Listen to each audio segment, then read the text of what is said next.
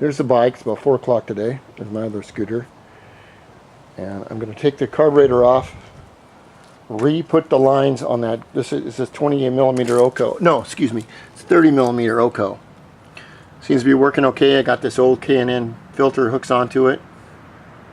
I'll readjust the gas line that goes, instead of in front of the shock, it'll go behind the shock right there.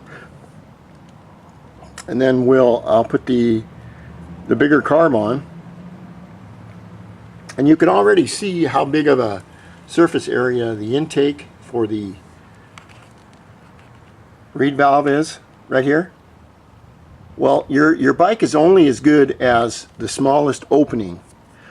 For instance, you can have a 33 millimeter carb intake piston, but if you have a little tiny exhaust pipe, you're not going to get the power because you're not pushing air fuel through the motor because it's an air pump. More air it pumps, more horsepower you get. That's why a 426 Chrysler Hemi engine puts out more horsepower than a 50cc weed whacker.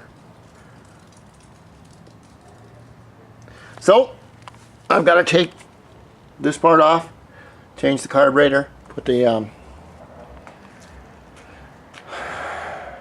fuck, I don't feel well today for some reason. I've got to put the air filter on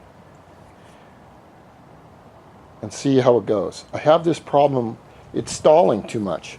I like to rev the throttle just a little bit and have it grab hold, have the clutch grab. I don't want to like go halfway and then have it grab, because in stop and go driving that is kind of hard. But I want to see if this big carb makes a difference. First time I've used it. It's kind of a neat story. I was using this medication for years and years and years to help me stay awake. And they did a recall on it and said, well, have you used any of that before? And I said, yeah. Well, we'd like to say we're sorry and send you a new Setco carburetor. I said, yeah. So that's how I got it.